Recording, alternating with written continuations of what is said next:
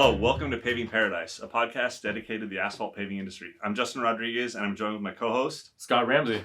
You got it right. Yeah, I know. Yeah. After 11, you would figure we'd get it right at some point. Hopefully. Right? So, anyway, today's episode we're going to talk about pavers, and especially for the commercial paver like you and me, what machines we like, why we like them, Correct. and what machines might be good for you, what features they offer that might be beneficial for really small, like those little pocket pavers we were mentioning before the show. What do they call them? Power box? Gravity. What's a power box? I always hear power box. Yeah, I think that's just, I think it's the same, self-propelled or whatever. Just a power box. And then there's bigger machine like the Leeboys that you and I prefer, and then there's other machines on the market. Carlson, Weiler, Gehl. I don't know really how to say it. Gehl. I always said Gehl. Yeah.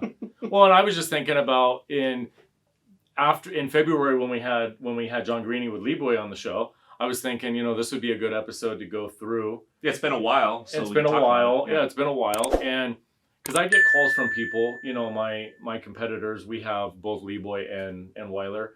And I get calls from friends and competitors, and they ask me, hey, Scott, what do you think about the two? And I'm very forthright. And on this episode, I'm not going to say anything bad about any specific paver, but I'll give the good, the bad, and the ugly. Yeah, and you can talk about why you like it and why. Exactly. And then what might, because some other people might like the Weiler and they might like Gehl. And so, anyway, we're going to talk about pavers today, and let's jump into it. And the other thing is if a contractor has used a paver for a long time and they don't know any better, they say, well, hey, I've only used Bomag pavers for the last 20 years. Well, that's just what they're sticking with, and that's what they like, and so they don't know any better. But we might be able to, because I've got a lot of experience on both Gilcrest and which then got bought out by Bomag. I've got a lot of experience with Gilcrest, Bomag, and then Leeboy and Weiler. So you've used a bunch of pavers. I've used several different. You have experience on all of them, because I've only ever used Leeboys, and that's just the machine we're used to using, and it seems like they probably have most of the market share for commercial size pavers, I would say. I don't know. Do you think that's an accurate statement? Or I don't see, in California where we're at especially, I don't see, we have the dealerships. We can get the Weilers easily from the Cat dealerships. And we have Nixon and Eagley, who's the dealership for Leeboy out here in California. And those are the guys those are the only pavers I see. I don't ever see. Correct. I mean, and you're absolutely right. No one's pushing them out here. Back in the day, so let's rewind a little bit. The first paving machine I ever used was a gravity-fed Gehl power box, as you said. Yeah. And you can't really push trucks with it. It's literally one of those machines where you back a truck up, dump in the machine. The hopper literally raises up. How much to hold? Like 4 tons, 5 tons? Probably, maybe. Yeah, 4 or 5 tons, maybe. And the thing I see with a gravity machine is what happens if you're going downhill and the hopper doesn't raise up enough to get the material to fall back to the screed. So they get a pretty steep angle, don't they? Even on a hill, you think? These are. Just have to get a guy to push the material. Well, I don't have a lot of experience with those. I mean, the first machine I ever operated was a gravity fed like that, and the feedback that I get from contractors is, hey, when you're going downhill. Now, I mean, this goes back 30 years ago. Okay. Maybe by now the gravity machines, they've got it figured out. They do go up high enough. I don't know. I've never used once a contractor goes into a conveyor machine, you'll never go back. Yeah. So that's just... Okay, so that's a good way to start. So let's go small to big, maybe. So why would a contractor have just a small machine? And how big of an area do you think is the maximum size to pave with a little power box, as we're calling it? Hit us up. Send us an email if I'm wrong or terminology is wrong or whatever. Yeah, whatever you guys think. Because people in different areas call things different. Correct. With different names, vernacular. But that being said, how many square feet do you think would be accurate or feasible for doing it? Like a parking lot? I would say a power box, so you look at the investment. Tilt feed hopper, right? The tilt feed hopper, gravity fed hopper. I would say a good comfortable day for a machine like that would be 100 tons a day. Okay, so that's a lot. That's a yeah, good size. Yeah. That's a lot. But when you compare it to like a conveyor machine where you should be putting down 100 tons an hour, there's a big difference. Yeah. But it just depends on what you're going after and what kind of market. Like we all three were watching YouTube videos earlier today of a guy building a driveway. Well, if that's what you're doing, I didn't watch that whole video, by the way. No, I fast forwarded through it because I was actually shush to the CHP. I was like driving and I was watching it and I was just because it was like 30 minutes. I'm gonna start sending you text messages. So I was just as I'm driving and fast forwarding and I would watch it but it was interesting and it but on jobs like that, which I would say that whole job was, what would you guess, 30 tons? Maybe it was a driveway. Yeah, it was maybe 20 to 25, 30 tons. 30 tons. Yeah, 30 something tons, like that. And I would say a power box or a tilt deck paver would be doing a little driveway. Would be ideal. Yeah. And like I said, the investment's low. I mean, you're probably talking a power box, depending on how small of a power box and how many features it has. I mean, they probably start in 35,000 range and go up to 65,000. So that's a good point for a new machine. So if you're like just getting into paving and you're just going to be doing like residential mostly, like knocking on doors, doing driveways, so a power box would be a good option for doing small driveways. Correct. 20, 30 tons, it could easily handle it. Correct. Low investment. Maintenance would probably be easy on it, right? Yeah. Access all the correct. It doesn't have all the features. It's not, and it's got a low horse. So whatever state you're in, it's going to have a really low horsepower engine. So it's not gonna have the complications with the air resource board and all that. Yeah. Because the horsepower is way low. It's mostly California, I guess. I think so. Maybe New York. Yeah, and Alaska maybe. I don't know. Who knows? I don't know. Cleanest air in the world. Yeah. But so and also think about the type of truck you need to transport it. It's going to be it's a very light machine. Oh, you could put a skid steer and the paving machine and probably a roller all on a big trailer. Or you just get one little trailer. Yeah. And you could and the Gehl paver or a tilt deck paver, because Leeboy makes them. You were saying that Weiler makes a tilt deck too now. Do they? Or you were telling me that you thought that Weiler made a tilt deck. This is something we don't know. But we're gonna have the cat guys on. Yeah, we'll have the cat guys on the next one. But hopefully. Yeah. And but I mean, you could get literally a small trailer and you could tow it with your pickup truck. Yeah. So these are the things. How much do you think that thing weighs? Like 8,500 pounds? Yeah, I was gonna say under 10. Under 10,000 pounds for sure. So for the contractor that's their market and you don't need a huge crew to operate it then. You probably, because like a big paver, you need 3 guys, 2 screedmen and a driver for a really big paver, or 2 guys for a medium-sized Leeboy. Yeah, I mean, paver. Well, just because of the sheer tonnage you're putting down, you're right. You don't need as many guys. You don't need to have a machine where you're putting 100 tons an hour down. You need to have 2 rollers, 2 vibe guys. You need to have a couple rakers and shovels. You're chasing the machine. Exactly right. Whereas you could have 4 or 5 man crew. And just, take your time, get your 35, 40 tons down, and then potentially go to the next one and do a couple of them in a day. Yeah. Yeah. So, and I think in-out mobilization with a machine like that, it's pretty ideal. Okay. Yeah. Now, you want to jump to conveyor machines? So my first experience... Because that's the next size up. The next size up would be a conveyor machine. My first experience with a conveyor machine, and it's like the skies part ways and the heavens open up. When you go from a tilt deck to a conveyor machine, it's like day and night difference. It really is. And just the convenience of it, the conveyors have automatic, so it feeds the material. One less thing for you have to think about. As a paver operator, it's just one less thing to think about. Right. So my first experience was with Gilcrest. Now, you guys that have been paving for a while, you remember the bright orange machines. And one of my competitors, that's all he used. And I idolized this guy, which I mentioned in other episodes. So that's what they used. That's what I'm going to use. So I went out and got a Gilcrest. And the thing I noticed with the Gilcrest is it didn't have augers inside the machine like our Leeboys do. Right. It only had augers on the wings. So they were on the extensions. They were on the extensions. Because the Weiler has the augers on the extensions too. Yes, but the Weiler has augers inside the machine too, feeding it. Oh, doesn't okay. it? I don't know. I haven't looked at that close. Okay, I'm gonna have to go look at ours again. But yeah, because and I'll tell you, I don't have that problem with the Weiler. So back in the day when we had Gilcrest, because the augers were on the wings, when you were paving a 2-inch mat and you were extended all the way, which How do you get the 14, 15 out? feet, that was the problem. That was a problem. The conveyors would feed, and then the augers would suck it out at 2 inches thick.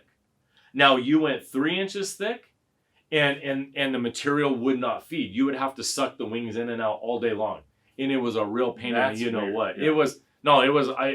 And then from Gilcrest, and then Gilcrest was one of the pioneers along with Leeboy, who they came up with automatics for the conveyors, automatics for the sonics, And the sonic augers that would.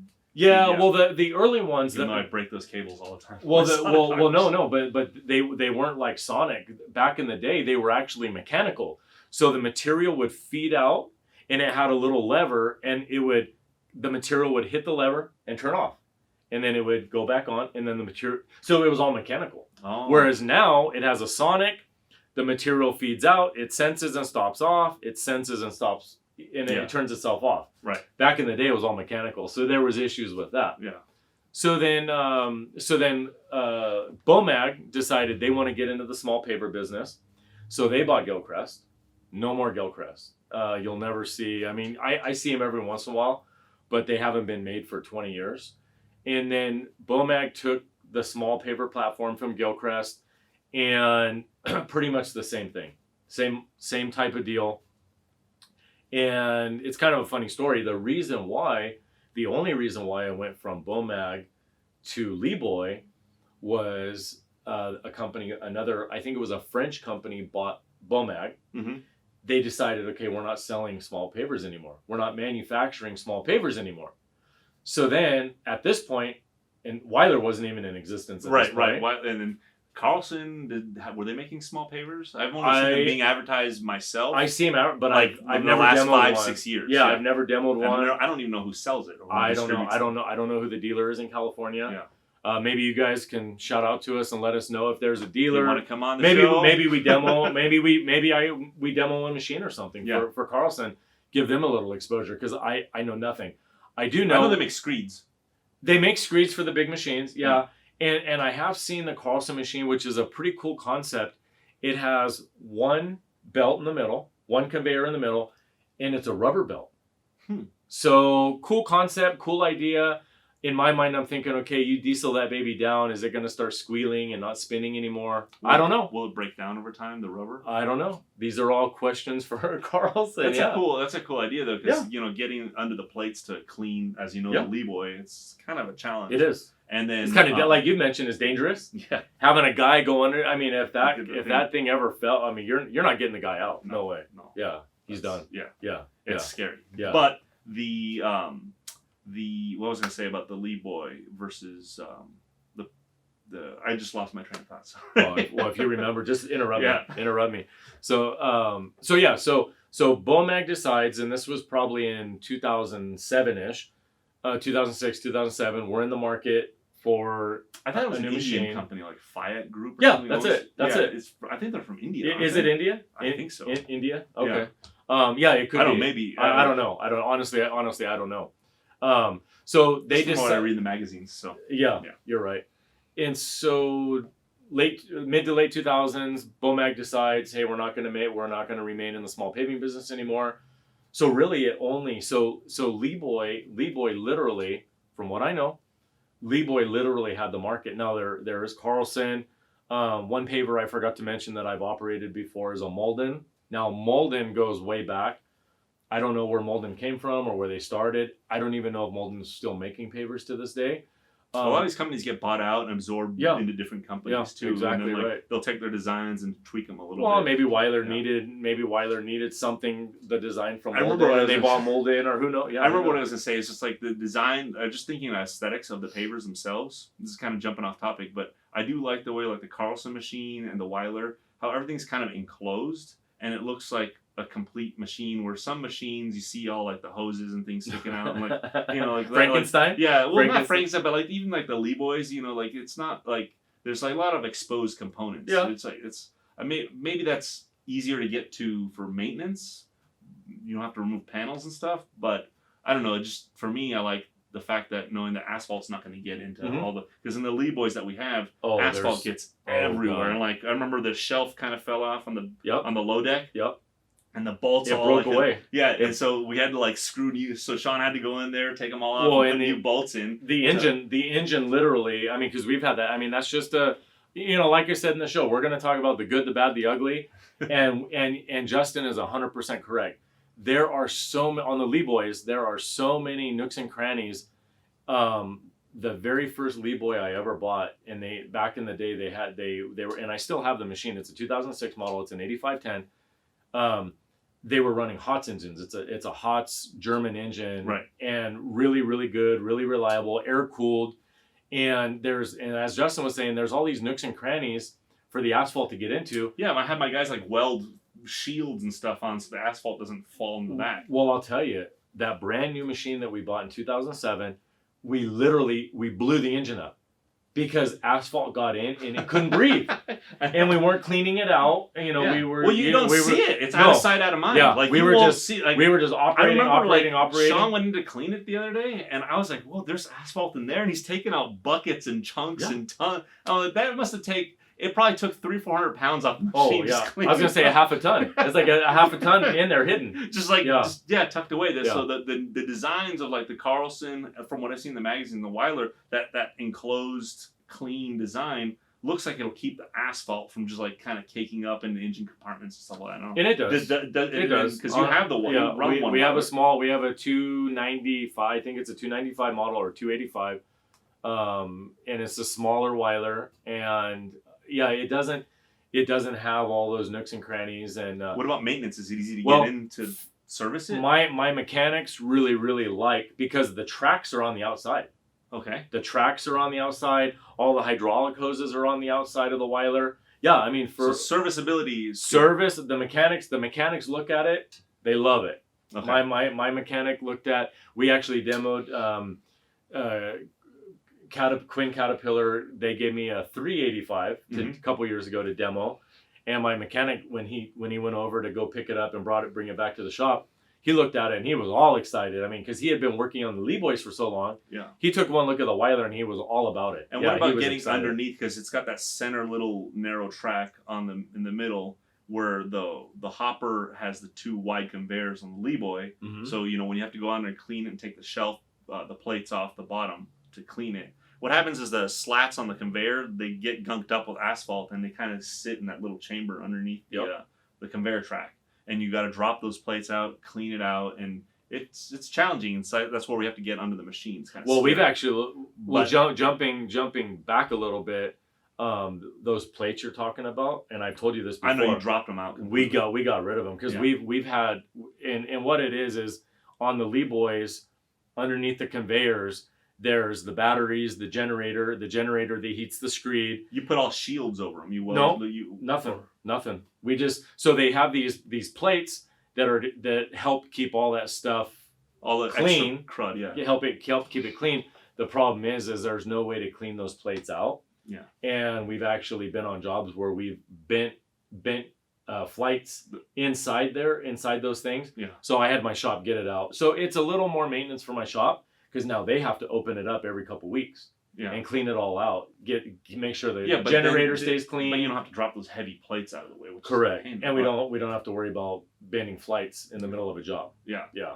And then, as far as the Weiler, going back to the Weiler, my original question, when you open that up, it's not those big flights aren't there. Is it easier to clean it out underneath, or what's the maintenance like underneath? Does it go I'm kind of embarrassed to say this. Yeah. But I don't think the flight deck opens on the Weiler. Okay, so you're not sure. You haven't had. I don't know, okay. but I don't think it. Okay. I don't think it. You only had the machine for how long? Like a year, maybe 6 months. No, since October of last year. Okay, so less than a year though. So less than a year. Correct. Yeah, and me personally, in that year's time, I mean, I've operated it. Me personally, maybe a dozen times. Okay. Over the last since Well, October you of just last have year. some experience. A little You experience, have a couple yeah. hours on it. Yeah, for sure. So, but now, what about the other machines that are out there besides the Weiler and the Leeboy? Because I mean, that's what we see here. That's what we see firsthand. I mean, have you ever experienced any other machines besides like the Gehl? Do you know anything about that one versus? Nothing. I mean, I've operated, and like I said, it was a power box. Okay. And it's just, I would imagine that a power box or a tilt deck or gravity fed, whatever we want to call it, from manufacturer to manufacturer is probably going to be pretty comparable. Right, they'll be similar. Very, very similar. Just as I would imagine, you and I don't know a whole lot about the Carlson, but I would imagine the Carlson, the Leeboy, and the Weiler, they're all probably very comparable. Each of them have their good and bad, and each of them, but they're going to have the automatics. They're going to have certain features that an operator really likes. Does the Weiler have the cutoff to move around like the Leeboy has? They do. Okay. Yep, That's they do. good. They do. So that means a cutoff is the chamber where the augers pull the material to the back of right in front of the screed. You can cut off the asphalt flow from in. So when you pick up the screed to move around in a parking lot, I think we should show your little design. And I was going to write in a few minutes here. It doesn't spill asphalt everywhere. So you can shut off the asphalt, leaving material in the hopper, and you could drive the machine around. Because what we're talking about is mostly commercial class pavers for doing a parking lot, residential driveways, small things. Small HOAs. And I don't know about this, but I've heard in some of the class, like Asphalt Institute and Cal Apple, when we do those seminars and webinars and all that stuff, they're like, don't pave like a big road with a commercial class paver. You want to have a big machine for the production. Correct. And it'll leave a smoother mat for the most part, Correct. I think. Correct. And with the machines that we use, because we are moving them around and we're paving around parking planters and weird little angles and bends and a lot of concrete swales and all kinds of things like that, we have to pick up the screed and move it around a lot in the jobs that we're doing. Correct. We're not sitting on a freeway and going straight for 20 miles. I was going to say 100 miles. Yeah, exactly right. Yeah, exactly. Well, and I think I mentioned it on the, and John Greeny didn't really know, I don't think he really knew what the right answer was, and I don't think there really is a right answer. I mean, asphalt paving is really, a good job or a bad job is dependent upon smoothness. The ride, how does it ride?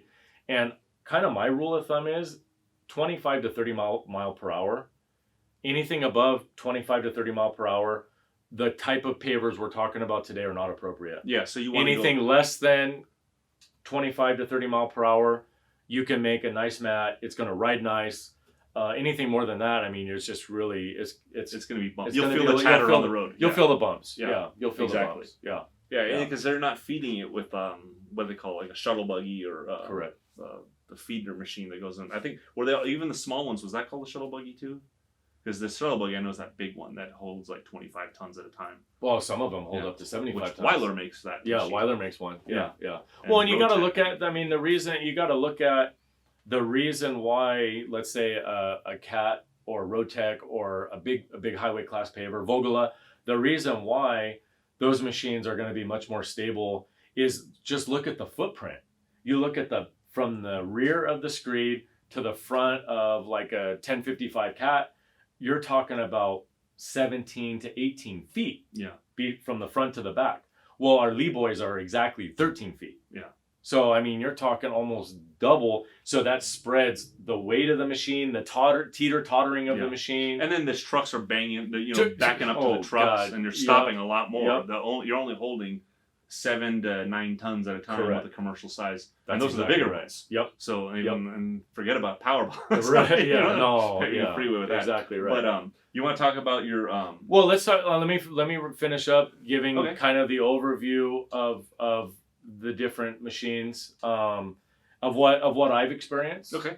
And this is my experience with operating, and then to kind of tie it all together, then I'll do a diagram. Okay. So, when as you said, Justin, when we're paving these commercial parking lots, we're doing a lot of backing up and dumping from truck into paver. Okay.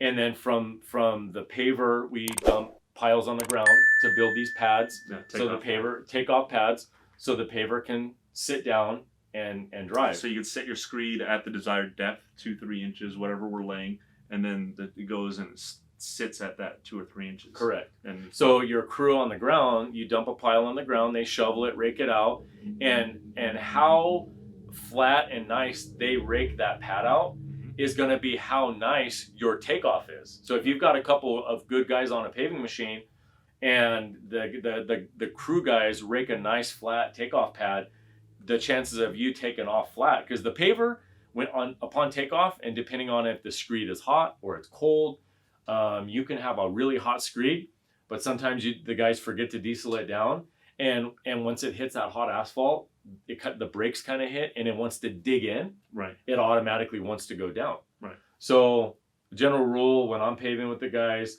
heat that baby up, make sure it's really hot, and then diesel it down, and then it's like an iron. And then if the guys upon takeoff, they do a nice pad, that paver is just going to float and just take right off, right. And there should be no issues. But if the screed's a little cold, let's say, and I've had this happen out on jobs where it drags, the screed messes up the mat. Yeah, I mean, we've had it happen where the generator goes out on a job, and the screed heat isn't working, and we diesel it up. And what I've actually had to do, we really have no choice, is you just sit it down on the mat, and then just let it sit there for a few minutes. Yeah, warm it up. Warm it up, and then pull forward a little bit, and then pull forward a little bit, and pull forward a little bit. And then once the screed gets to be the same temperature as the asphalt, then you're home free at that point. Yeah. Then there's no sticking or anything like that. But yeah, if you go to take off, what's going to happen is all that asphalt, and as we talked about in other episodes, the oil, the binders are going to grab that screed. It sticks to anything it can. And what's going to happen is the screed's going to dive, and let's say you're getting a lot of resistance on the screed at that point. And it's resistance, and it starts dragging. Gravity takes over at that point, and then it just buries itself. And so you're wanting to pave at 3 inches, it dives down to 1, and then as an operator you overcompensate to come out of your hole. Now you're at 4, then you go back down, and so 20 feet of your first pass is just total chaos. Yeah. Your guys are pissed, they're shoveling, hey, they're yelling and pointing, and what is this? And you've been out there, you've heard the guys, you don't know what they're saying, but they're saying something and they're not happy about it. And so, you get the evil eye from the rake man. Exactly right. Yeah. They just shake their head. Yeah. A little mustache. Get out of here. Yeah. No. Yeah. So as far as usability goes, overall, I mean, I've got literally thousands of hours on a paving machine. Yeah. And nothing, and I'm not going to say anything good or bad against any one company. I'm just going to say as a preference for me, the type of work that you do, the type of work that I do, the type of work that you guys out there in the real world doing these parking lots, Leeboy has the market. They make the best machine for the type of work that we do, and I'll explain my reasoning or why I think so. Because of you talked about the cutoffs on the machine. Well, both the cutoffs on a Weiler and the cutoffs on a Leeboy are placed in completely different positions. The Leeboys are underneath the augers. Right. So the amount of asphalt that you can dump in the hopper and then suck it back into the machine is a huge amount of material. Right. I mean, when the capacity of a Leeboy says 7.5 tons, literally you're holding 7.5 tons in that machine. Now on a Weiler, when a Weiler says 7.5 or 9 tons, it's really, really hard to get that much material inside the hopper, because that's the only place it has to go. There is no sucking it back. So the throat of the chamber, right, the head of material in front of the screed is what you're talking about. Like there's that chamber. Correct. I know it's really wide, it's huge. Yes. In the back of the Leeboy. Correct. It's a big opening. Correct. And what does it look like? I'm not really familiar with the Weiler. Is it small or? There is nothing there. Is it all go through that one little channel? Yeah, it's just like a box. Well, it has two 16-inch the conveyors. Little slats, conveyors, and that's just the opening. So it all goes through that little hole. Yeah, it goes through that little hole, and then and that's where the conveyor, and that's where the cutoff gates are. Okay. It just cut off those two little holes. So there is no so guys, and I'm nothing against Weiler, but when you're operating, the first thing you do, the first truck that's on the job, you back the truck up, you dump into the machine to go make your takeoff pad.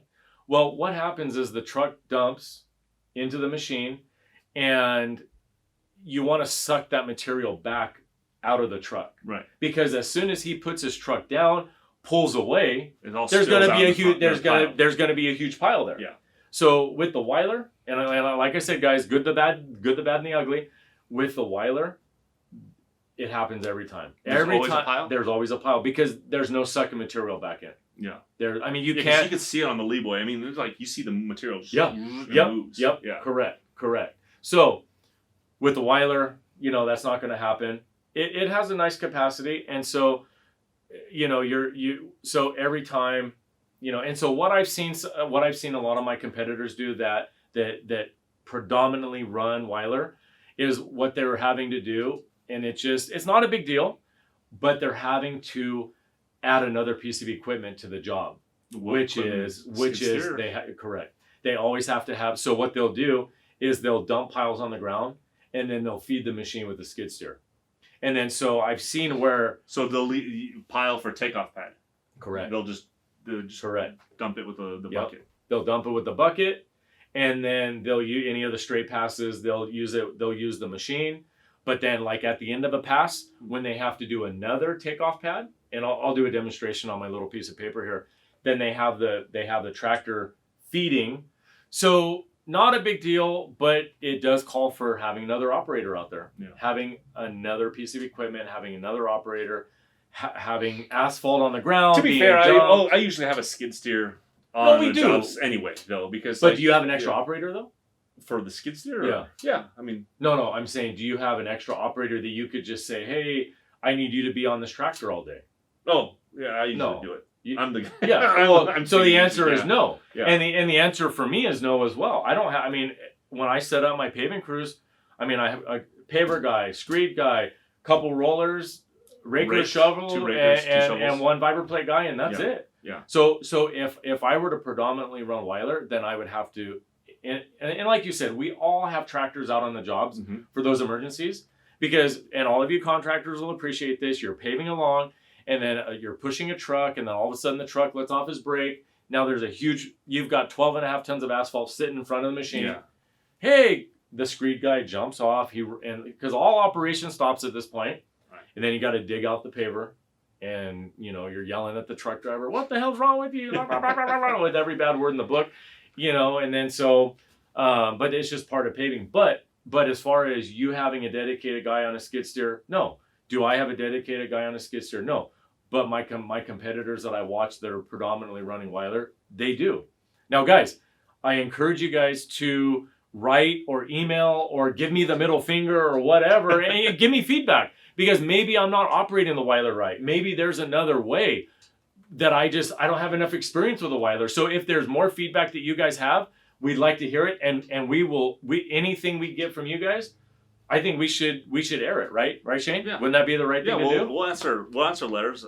Absolutely. I want people to write us. I want you guys. I mean, maybe somebody out there will have a tip for us and say, hey, Scott, next time you're on the Weiler, try this or try that, and I'd be like, oh man, I can't wait to go do it. I asked Shane about this earlier. I was like, hey, even if we're making mistakes, or because we don't know everything. No, we do this. Yeah. We do this as our living, and we know the ins and outs of the business. But people do things differently in different areas. Correct. So, hey, let us know. If we're making a mistake, we want to hear about it too. Yeah. So I want to hear. Well, it was kind of funny, and I like learning. I want to learn from the best. Well, it was kind of funny on the YouTube video you guys sent me this morning. Did you notice that they had a skid steer out there and they were grading it, and then they graded it? They did the final grade with the paver. Did they really? Yeah. Oh, you didn't see that? Oh, yeah. I told you I didn't watch it. Did you watch it, Shane? Yeah. So what they did is they had a skid steer out there, and I was like, "What are these guys doing?" And so they were just in the bucket. They were back dragging the bucket. Yeah. Well, no, they did. They back dragged. They were back dragging it with the skid steer, and then they backed up, and then I actually was driving, and I had to stop and watch this. So they backed the paver up. Set the paver, and they were using a Weiler. That video has almost 500,000 views. Oh man, it was wild. Yeah, no, people love it. And so, I'm not saying anything wrong with it. I mean, it's it did a nice job. There's more than one way to skin a cat, right? Yeah, there's always multiple ways to do things. Yeah. And so they backed the paver up, and after they graded it, they backed the paver up, and then they zeroed the machine out, and they just drug it out with the machine. Yeah. Well, actually, this is a funny point. This is a random tangent we'll go off on, but we're talking about paving machines. And a paving machine is also known as, I've heard it say, a lay-down machine because it's laying down a mat. Correct. And I've seen guys lay down road base with a paving machine. Mm-hmm. Do you ever do that? Or like, We've done it. Because I always like tell my brother, I'm like, why don't we just do that with the base when instead of having the tractor just go and we're doing a parking lot, why not just feed base into the paver? Or do you think it's a bad idea? No. Or is it going to beat the machine, or the heavy rock, or the sand is going to gunk things up? I mean, I've heard guys say. What is your opinion on that? I mean, I've heard guys say that they don't like running base through their machine because of the aggregate and everything. Will it wear down the augers faster? Maybe I don't know. I mean, the asphalt's pure aggregate as well. The augers wear out on my Leeboys. The augers, that's a they wear shrink. item. That's a wear item because the sand and the Sure. asphalt destroys them. Well, the screed, every time you pave, the screed gets thinner. Yeah. Because it's just a wear item. The screed is a wear item. The augers are a wear item. The flights are a wear item.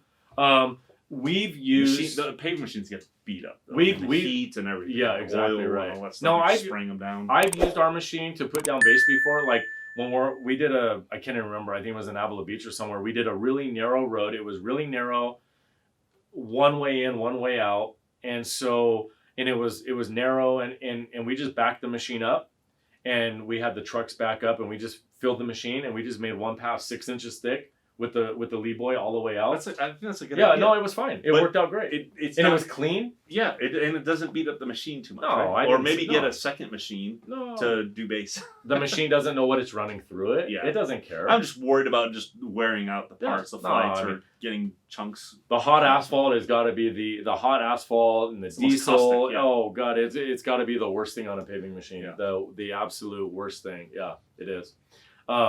So those are my opinions that I have about the different kinds of machines, and we're getting late on time here. So I'm gonna run through on this piece of paper, and it's a really rudimentary,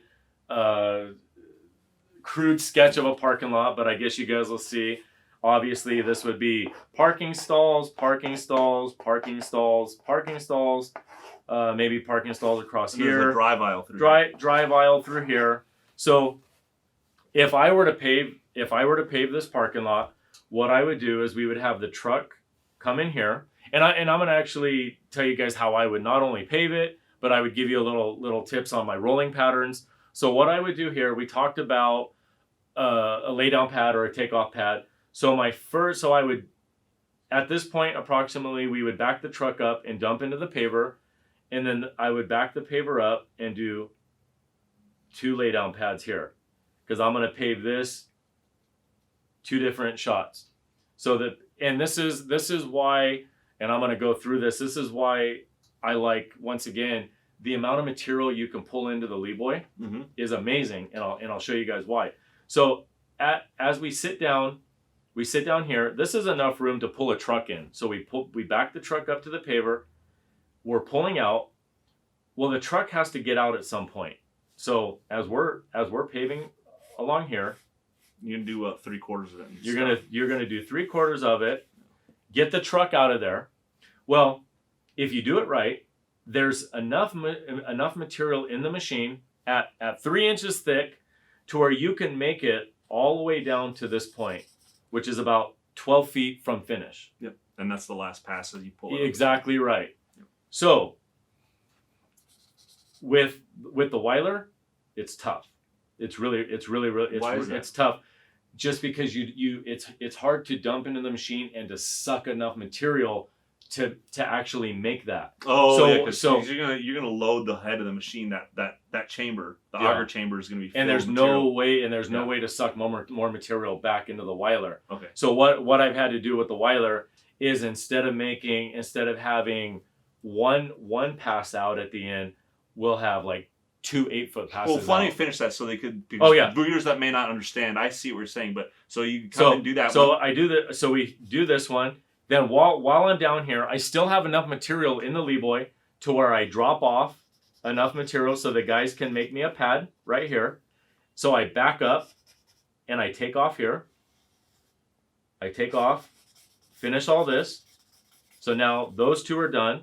This pad is already built. So now a truck is still sitting here. Take a little dump, pull this out. So now we're done. Then, if I were to do it, I would back up here. And take off pad right there. Yeah, typically we're 25 feet here in California. So obviously this is not to scale, but I would make another takeoff pad, and then here we're going halfway down the aisleway. Now what I like to do is I like to pave a little bit past the planter area like that. And the reason for it is because my roller guy is already on the pad and he's over here. Yes. So as we're paving like this, I paved a little past. And I'm not saying my way is the right way. All I'm saying is this is how I do it, just to keep things flowing. And then once again, we're gonna make a pad here, and we're gonna make a pad here. And then what I like to do, just so this pad is complete up to here, I like to back up and pull this pad out real quick. Yeah, and then you have less of a cold joint right there. Correct. And then not only that, but then as I take off and keep going down here, my roller can sneak in. Yeah. My roller that's good planning. My roller guy always has a way. My roller guy always has a way of getting on the mat. Yeah. And or then staying on the mat, because if he gets off of it on it, it leaves those weird marks. Yeah, correct. And then the other nice thing here is quickly we go down wherever our end is. We just carbon copy this section here, and then our pad is already built, so there's very little work for the crew. So you just got to back up, set on the machine, back up, and sit down and take off. This pad's already built. Back up, sit down, take off, and then just keep the process going until you're done. Yeah. And I mean, and guys, I've got, and this is very crude, and I hope we didn't go too fast. That's good information. I think that's good for seeing how it gets done. Property managers out there and that kind of stuff can see, hey, this is what it takes to get it done. There's a lot of thought that goes into laying out the passes. And stuff. There's a lot of thought that goes into it. And then the other thing is, okay, how can we keep, because I know in other episodes we talked about how important it is, because our asphalt strength, our asphalt strength is really dependent upon how thick the asphalt goes down and how well it gets compacted, the density. Exactly, and that goes in with temperature. It's like it goes 100% with temperature.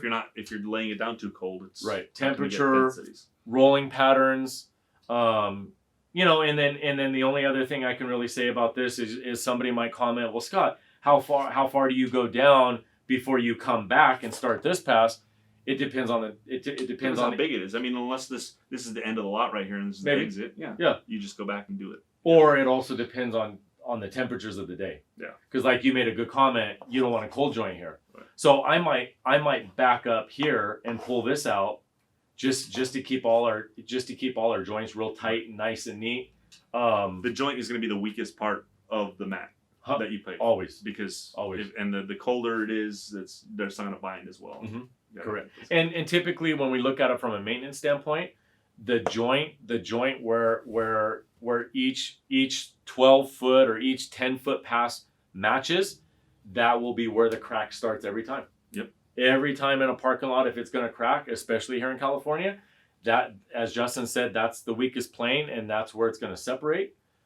Easy to maintain. We've talked about crack fillers and hot crack fillers. It's just a matter of, crack filling that joint. The highway, you see, that'll be the first place on a highway here in California. You'll see they try to do the lane lines as close to the joint as possible. It looks like when they're paving the roads. Yeah. But right on the dots, line. Yeah. Right on the center line. Yeah. The joint is right on the center line. Yeah. And that's intentional. That's not by accident. That's because no one's highly actually driving intentional. on it. They're just crossing over it. They're not sitting on it. Well, unless you drive like me, I drive by Braille, so that's how I drive. I haven't heard that in a while. Drive by Braille. Yeah, that's how I drive. Well, as you guys are sending me these YouTube videos, how do you think I stay in the lines? We got rumple strips. I told you I'm not doing that anymore. Yeah. But yeah, no, I hope that was helpful. We talked a long time. That was 45 minutes. Yeah, please email us. We have the email up. It'll probably come down here somewhere, and we'll make sure to get on. So yeah, shoot us an email. And let us know if you want us to talk more about pavers. If you have any questions about pavers, any feedback for us, you say, "Hey Scott, you're full of it." Let us know how you guys do things back east in cold places, up north where it's really wet. Like How do they pave in Washington State? It's raining up there all the time, isn't it? Yeah, I don't know. Maybe Maybe. fast. Yeah, FAST. Yeah, that's What's how your you season pave. like in That's how Washington you State? pave. Yeah. So anyway, give us a call or an email. Drop us a line. Yeah. Not call us. We don't have. Do we have a phone line, Shane? I hope not. No. I get enough calls. I get enough calls. Yeah. All right, guys. Yeah. Thanks for All joining right. us, and we'll see you down the road. Thank you. Thanks, guys.